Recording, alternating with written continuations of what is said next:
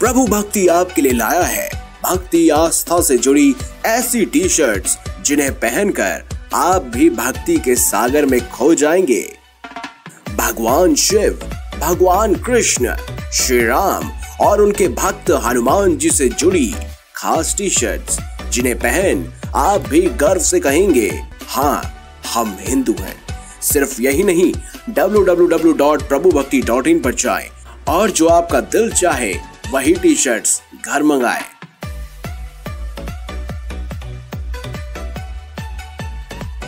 नीचे दिए गए नंबर से आप हमसे संपर्क भी कर सकते हैं। प्रभु भक्ति, जहां दिखती है आस्था की शक्ति। आखिर कैसे डूबती हुई लड़की की जान बचाने के लिए पानी पर दौड़ने लगा एक साधु? क्या था ये खास चमत्कार? चलिए आज की इस वीडियो में यही जानते हैं। आप देख रहे हैं ज्योतिष बेस्ट उपाय।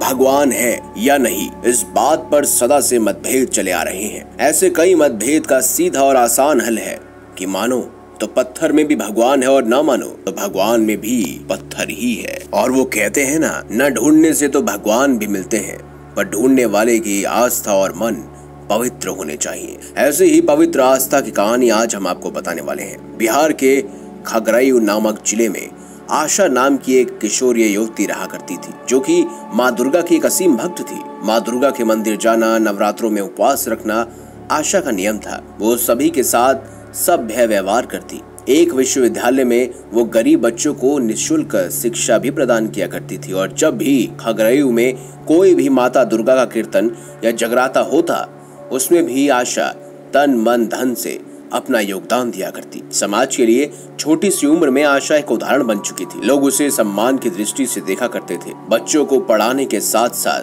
आशा अपनी भी पढ़ाई किया करती थी। आशा के जीवन में सब कुछ सुखमय व्यतीत हो रहा था। कुछ दिन बाद महाशिवरात्रि का पर्व आया। खगड़ियू में भव्य मेले का आयोजन किया गया। आशा ने भी महाशिवरात्रि का उपवास रखा और सूर्योदय से पहले ही खगड़ियू से लगी गंगा नदी के किनारे स्थित शिवलिंग पर पूजा करने पहुंची। शिवलिंग स्नान के लिए गंगा से जल भरने लगी, तभी उसका पैर फिसल गया और वो गंगा में गिर गई। गंगा नदी का बहाव उन दिनों बहुत तेज था, जिसके कारण कुछ ही पलों में आशा गंगा नदी के बीचों बीच पहुंच गई। आशा ने बहुत कोशिश की, परंतु वो तैर नहीं पा रही थी क्योंकि पानी का बहाव बहुत तेज था। आशा ने आसपास बहुत आवाज लगाई, परंतु इतनी सुबह वहां आसपास उसकी आवाज सुनने वाला कोई न था। आशा को लगा कि आज तो मृत्यु उसे गले लगा ही लेगी। उसने माँ दुर्गा को याद किया। आगे बढ़ते हुए पानी का बहाव और तेज हो रहा था। बहते बहते वो एक बड़े से पत्थर से टकरा गई और आशा के बहने की दिशा तुरंत ही बदल गई, रफ्तार भी बढ़ गई। तभी उसने देखा कि एक साधु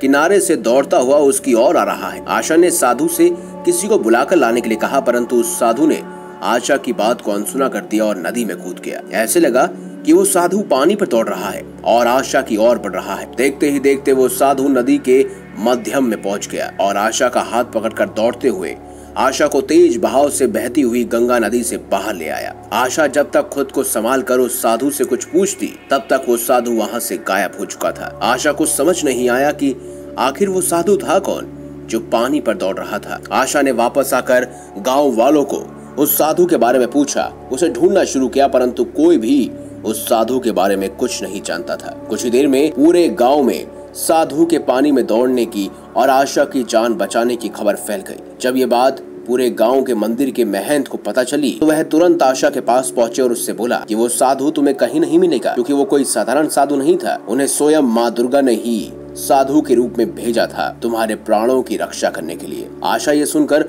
भाव विभोर हो गई और उसकी आंखों से आंसू आ गए। इस बात से पूरे गांव के लोग आश्चर्य में रह गए और आशा ने मंदिर जाकर माँ दुर्गा को धन्यवाद दिया और उसके बाद आजीवन कन्याओं को निःशुल्क शिक्षा देने का प्रण भी लिया। दोस्तों, अगर आपको हमारी ये खास जानकारी, ये वीडियो अच्छी लगी है तो इस वीडियो को लाइक करें, हमारे चैनल को सब्सक्राइब करें और ज्यादा से ज्यादा शेयर भी करें। मिलेंगे अगली बार एक नई खास वीडियो के साथ। अब तक के लिए बहुत बहुत धन्यवाद। देखते रहिए ज्योतिष बेस्ट उपाय।